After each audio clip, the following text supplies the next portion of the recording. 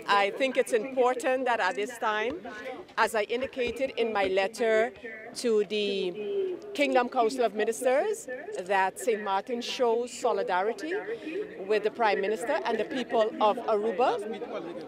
I also believe it's important that we take a stand in terms of the actions of the Kingdom government with respect to Aruba.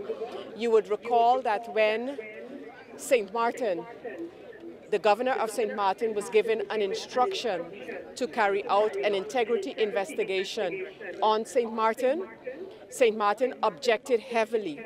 We objected not against the integrity investigation, but against the fact that the governor of St. Maarten was given an instruction to carry out such an investigation. At the time, the government of St. Maarten itself commissioned an integrity investigation. Now, seeing what is happening on Aruba, I believe it was important to not only express the solidarity with Aruba in a letter which our Minister Plenipotentiary has sent to the Netherlands, but also that I come here and express solidarity here personally to the Prime Minister. It is a serious stance that has been taken, and I could just pray and hope that this matter works out in the interest of the people of Aruba and so the people of the entire Dutch Kingdom.